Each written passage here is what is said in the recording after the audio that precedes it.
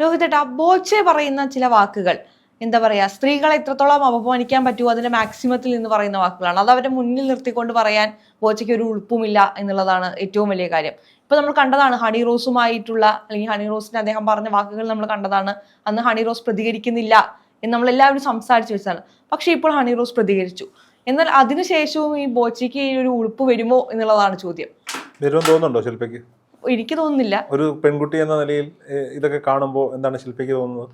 ഇല്ല, ഞാൻ പലപ്പോഴും ചിന്തിച്ചിട്ടുള്ള ഒരു കാര്യമാണ്, ഹണി റോസിനെ പോലെയുള്ളവർ എന്തുകൊണ്ട് ഇതിനോട് മറുപടി കൊടുക്കുന്നില്ല. കാരണം എത്രത്തോളം എന്താ പറയാ, നമുക്ക് തന്നെ വൃത്തികേട് എന്ന് തോന്നുന്ന ഒരു രീതിയിലാണ് അദ്ദേഹം ചില സമയത്ത് സംസാരിച്ചു വരുന്നത്. നിങ്ങൾ കേട്ട് നിൽക്കുന്ന നമുക്ക് ഇത്ര ബുദ്ധിമുട്ടാണെങ്കിൽ അതൊരാളെ കുറിച്ച് പറയുമ്പോൾ അയാൾക്ക് എത്രത്തോളം ബുദ്ധിമുട്ട് ഉണ്ടാവും. ഇനി ഹണി റോസിനെ മാറ്റി നിർത്തുകയാണെങ്കിൽ അദ്ദേഹം ചില ഇന്റർവ്യൂകളിൽ വന്നിരുന്ന് പറയുന്ന കാര്യങ്ങൾ ഡബിൾ മീനിങ്ങിലല്ലാതെ ഒന്നിലും അദ്ദേഹത്തിന് സംസാരിക്കാൻ അറിയില്ലേ എന്ന് തോന്നിപ്പോവും. കാരണം ഞാൻ കഴിഞ്ഞ ദിവസം ഒരു വീഡിയോ കണ്ടിരുന്നു. അതിൽ അദ്ദേഹം ഒരു പെൺകുട്ടിയെ സൈക്കിളിന്റെ ബാക്കിൽ ഇരുത്തിയിട്ട് സൈക്കിൾ ഓടിക്കുന്നതാണ്. അപ്പോൾ ഇദ്ദേഹം എവിടേക്കോ പോകുമ്പോൾ ഈ കുട്ടി കൂടെ വരാൻ ആ വീഡിയോയിൽ ഏറ്റവും കൂടുതൽ ശ്രദ്ധിക്കേണ്ട കാര്യം, ആ പെൺകുട്ടി മാന്യമായി വസ്ത്രം ധരിച്ചിരുന്നു. ആ പെൺകുട്ടി ഒരു കോളേജിൽ നിന്നോ പഠിക്കുന്ന ഒരു കുട്ടിയാണ്. മറ്റുള്ള വീഡിയോകളിലൊക്കെ പറയാൻ പല കാരണങ്ങളുണ്ടാവും. ആ ശില്പ പറയുന്ന ആ കാര്യത്തിൽ ആ പെൺകുട്ടിയെ കുറ്റം പറയാനൊന്നുമില്ല. മാന്യമായി എന്ന് സമൂഹം പറയുന്ന മാന്യമായ ഡ്രസ്സസാണ് ആ കുട്ടി ധരിച്ചിരുന്നത്. ആ കുട്ടി ഒരുപാട് മോഡേൺ ആയ ഒരു കുട്ടിയല്ല, സാധാരണ പെൺകുട്ടിയാണ്. ബാക്കി ശില്പം. അപ്പോൾ ആ കുട്ടിയോട് ഇദ്ദേഹം ക്യാമറയോട് പറയുകയാണ്, ഞാനും ഇവളും കൂടി അങ്ങോട്ട് പോവുകയാണ്, തിരിച്ചു വരുമ്പോൾ മൂന്നാമതൊരാളും കൂടി ഞങ്ങൾക്കൊപ്പം ഉണ്ടാകും എന്നുള്ള രീതിയിൽ അദ്ദേഹം പറഞ്ഞു വെക്കുകയാണ്. ഒരു ചെറിയ കുട്ടിയാണ് അത്. എനിക്ക് തോന്നുന്നത് രോഹിതേട്ടൻ പറഞ്ഞ കോളേജിൽ ഫസ്റ്റ് ഇയർ ഒക്കെ പഠിക്കുന്ന ഒരു കുട്ടിയായിരിക്കണം, അല്ലെങ്കിൽ +1 +2 പഠിക്കുന്ന ഒരു കുട്ടിയായിരിക്കണം. പക്ഷെ എങ്ങനെയാണ് അദ്ദേഹത്തിന് ഇങ്ങനെ വേറെ എന്തൊക്കെ പറയാം, ഒന്ന് ആലോചിച്ച് നോക്കൂ. ഈ ബോബി ചെമ്മണ്ണൂര് എന്ന് പറയുന്ന ആള് എനിക്ക് തോന്നുന്നു ബോബി ചെമ്മണ്ണൂരിനെതിരെ ഈ സോഷ്യൽ മീഡിയ ചാനലുകൾ പണ്ടൊരു വലിയ സ്ത്രീയെ സംബന്ധിച്ചൊരു ആരോപണവുമായി വന്നിരുന്നു. അതിനുശേഷമാണ് ഇതേ സോഷ്യൽ മീഡിയയുടെ ഉപയോഗം വളരെ വലിയ രീതിയിൽ കൂട്ടിയതും സ്വന്തം മാർക്കറ്റിങ്ങിന് വേണ്ടിയിട്ട് സോഷ്യൽ മീഡിയ ഉപയോഗിച്ചു തുടങ്ങിയത്. ആദ്യം ഇയാളുടെ ഒരു ഇറച്ചിക്കടയുടെ ഉദ്ഘാടനത്തിന് വേണ്ടിയിട്ട് തുറന്ന വണ്ടിയുടെ മുകളിൽ ഇറച്ചിക്കടക്കാരൻ്റെ വേഷം കെട്ടി വന്ന ബോച്ചയെ നമുക്ക് ഓർമ്മയുണ്ട്. ഷാപ്പ് തുടങ്ങിയപ്പോൾ ചെത്തുകാരനായിട്ട് വന്ന ബോച്ചയൊക്കെ അതൊക്കെ ചെയ്തോട്ടെ, അതൊക്കെ എൻ്റർടൈനായിട്ട് ചെയ്യാൻ പറ്റുന്ന കുറേ കാര്യങ്ങളാണ്, അതൊക്കെ ചെയ്തോട്ടെ. പിന്നെ റോൾസ് റോയ്സ് കൊണ്ടുവന്ന് ടാക്സി ആക്കുക, ഇങ്ങനെ ആർക്കും എല്ലാവർക്കും അത് അദ്ദേഹത്തിൻ്റെ ഒരു മാർക്കറ്റിംഗ് സ്ട്രാറ്റജിയാണ്. പക്ഷെ പിന്നീടാണ് ഈ ഇന്റർമീനിങ്ങിലും അശ്ലീലവും കലർത്തുന്നതിന് വലിയ റീച്ച് സോഷ്യൽ മീഡിയ കിട്ടുന്നുണ്ട് എന്ന് മനസ്സിലാക്കി പുള്ളി അത് വലിയ രീതിയിൽ എൻ്റർടൈൻ ചെയ്യാൻ തുടങ്ങിയത്. ഈ അടുത്തിടെ പുതുവത്സര ആഘോഷവുമായി ബന്ധപ്പെട്ട് ഇയാളുടെ ഏതോ ഒരു റിസോർട്ട് നടന്ന ഒരു പരിപാടിയിൽ അതിൻ്റെ ആ വീഡിയോയുടെ മുഴുനീളത്തിൽ വെച്ചിരുന്ന ടൈറ്റിൽ എന്ന് പറഞ്ഞാൽ കുടിക്കാനുള്ളത് ഞങ്ങൾ തരും, കളിക്കാനുള്ളത് നിങ്ങൾ കൊണ്ടുവരണം എന്നുള്ളതായിരുന്നു. അതായത് പെണ്ണിനെ ഒരു ഉപഭോഗ വസ്തുവാകുന്ന തരത്തിൽ അതിനെ ചോദ്യം ചെയ്യാൻ നിന്നാൽ ഞാനതല്ല ഉദ്ദേശിച്ചതെന്ന് അയാൾക്ക് വേണമെങ്കിൽ പറയാം. ഇന്നലെ തന്നെ അയാൾ പറയുന്നുണ്ടായിരുന്നു, ഞാൻ നടിയെന്നല്ലേ വിളിച്ച വെടിയെന്നല്ലല്ലോ, അതിനെ അത്തരത്തിൽ തെറ്റിദ്ധരിച്ചതല്ലേ. എന്നിട്ട് ഈ വിഷയം വിവാദമായതിനു ശേഷം അദ്ദേഹം പറഞ്ഞൊരു വാചകമാണ്, നമ്മൾ ഹോട്ടലിലൊക്കെ ഈ നടിമാർ താമസിക്കുന്ന ഹോട്ടലിൽ തന്നെയൊക്കെ റൂം എടുത്ത് താമസിക്കുമ്പോൾ ആളുകളൊക്കെ ചോദിക്കാറുണ്ട് കിട്ടിയോ എന്ന് ചോദിക്കാറുണ്ട്. ഈ നടിമാരൊന്നും അങ്ങനെയുള്ളവരൊന്നും അല്ല കേട്ടോ. ഇപ്പോൾ അദ്ദേഹം അപ്പോഴും എന്തോ ഒരു വലിയ ഈ നടിമാരൊക്കെ ഇങ്ങനെയാണ് എന്ന് ചാർത്തി കൊടുക്കാൻ ഉള്ളിൻ്റെ ഉള്ളിൽ നിന്ന് ശ്രമിച്ചുകൊണ്ടിരിക്കുന്നു എന്നുള്ളതാണ് ഏറ്റവും വലിയ സത്യം എന്ന് പറയുന്നത്.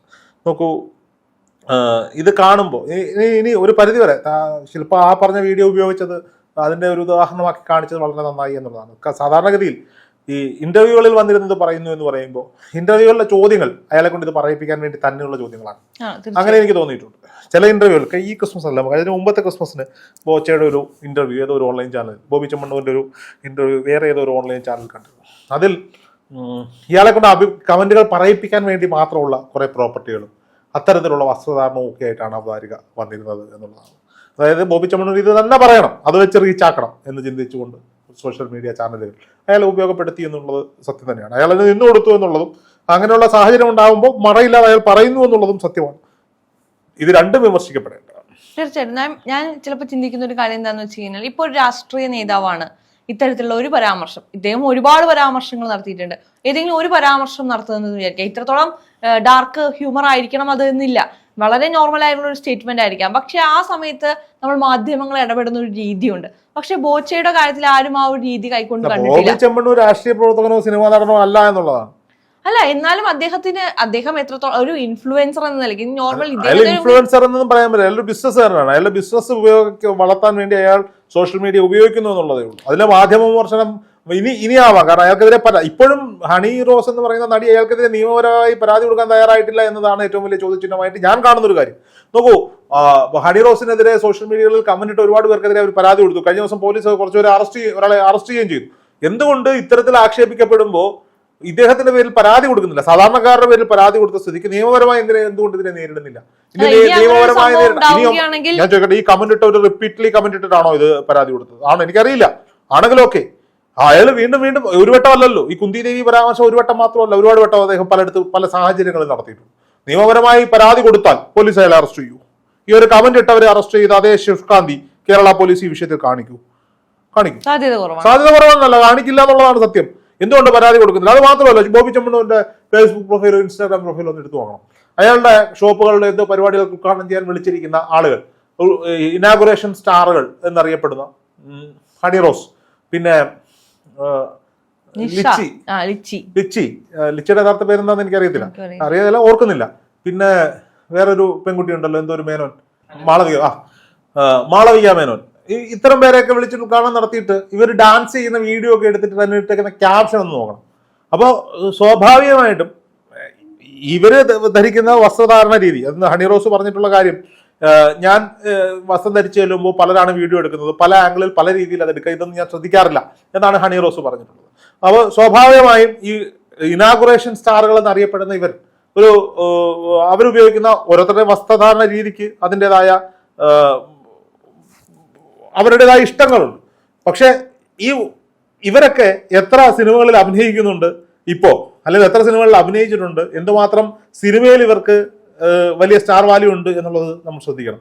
ഇവരെ എല്ലാം ഇനാഗുറേഷൻ വിളിച്ചാൽ ഇവരെ കാണാൻ വേണ്ടി ആളെ കൂടും എന്നുള്ളതുകൊണ്ടാണ് ഇവരെയൊക്കെ വിളിക്കുന്നത്. ആളെ കൂടാൻ വേണ്ട കാര്യങ്ങൾ ഇവർ ചെയ്യുന്നുണ്ട്, അതുകൊണ്ടാണ് ഇവർക്ക് ആളെ കൂടി കിട്ടുന്നത്. അപ്പോൾ സ്വാഭാവികമായിട്ടും ഇത്തരം ആളുകൾ പരസ്യമായി പ്രതികരിക്കുമ്പോൾ ഈ സാധാരണക്കാരൻ എന്താ ചിന്തിക്കുക, ബോബി ചെമ്മണ്ണൂർ എന്ന് പറയുമ്പോൾ എനിക്ക് പറഞ്ഞൂടെ, രണ്ട് കമന്റ് ഇട്ടൂടെ എന്ന രീതിയിലാണ് ഇവർ കമന്റ് ഇടുന്നത്. അപ്പൊ ഈ കമന്റ് ഇടുന്നവരെ മാത്രം, അതായത് ചിലർ പറയും ബോംബ് പൊട്ടിച്ചവന്റെ പേര് കേസില്ല, ആ ബോംബ് പൊട്ടിയ ശബ്ദം കേട്ടവന്റെ പേര് കേസെടുത്തു എന്ന് പറയുന്ന രീതിയിലാണ് ഇപ്പൊ കാര്യങ്ങൾ മുന്നോട്ട് പോകുന്നത്. അപ്പോൾ ഒരാള് ഒന്ന് കൃത്യമായി പ്രതികരിച്ചാൽ തീരാവുന്ന പ്രശ്നമേ ഉള്ളൂ ഈ ബോബി ചെമ്മണ്ണൂരിന്റെയൊക്കെ ഇത്തരം ക്രിമിനലുകൾക്ക് എന്നുള്ളത് പറയാനാണ് നമ്മൾ ആഗ്രഹിക്കുന്നത്. സ്വാഭാവികമായിട്ടും എത്രയോ നല്ല മാർഗങ്ങളുണ്ട്. ബോബി ചെമ്മണ്ണൂരിന് കൃത്യമായി സോഷ്യൽ മീഡിയ മാർക്കറ്റ് ചെയ്യാൻ അറിയാം. അത് സ്ത്രീവിരുദ്ധ പരാമർശങ്ങൾ നടത്തിയിട്ടൊന്നും വേണ്ട അത് നടത്താൻ എന്നുള്ളതാണ്. അദ്ദേഹം ഒരുപാട് പേർക്ക് ശമ്പളം കൊടുക്കുന്ന, ഒരുപാട് കുടുംബങ്ങൾ അദ്ദേഹത്തിന്റെ സ്ഥാപനങ്ങൾ കൊണ്ട് ജീവിച്ച് മുന്നോട്ട് പോകുന്നതാണ്. ഒരു ബിസിനസ്സുകാരനാണ്. ആ ബിസിനസ്സുകാരന്റെ ബിസിനസ്സുമായിട്ട് അദ്ദേഹം മുന്നോട്ട് പോയിക്കൊള്ളട്ടെ.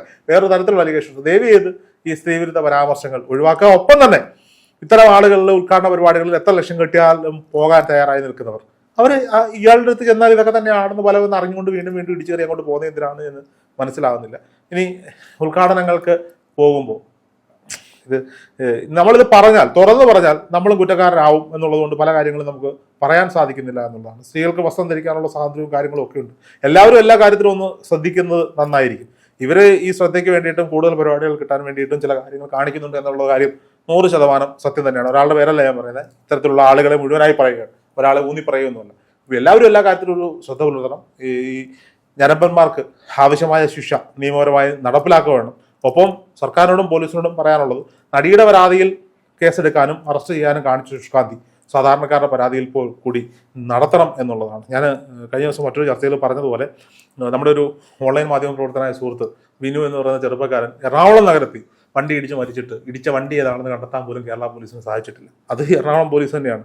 ഇവർ അത്തരം കാര്യങ്ങളിൽ കൂടി ശ്രദ്ധ കേന്ദ്രീകരിക്കണം എന്ന് മാത്രമേ എനിക്ക് പറയാനുള്ളൂ.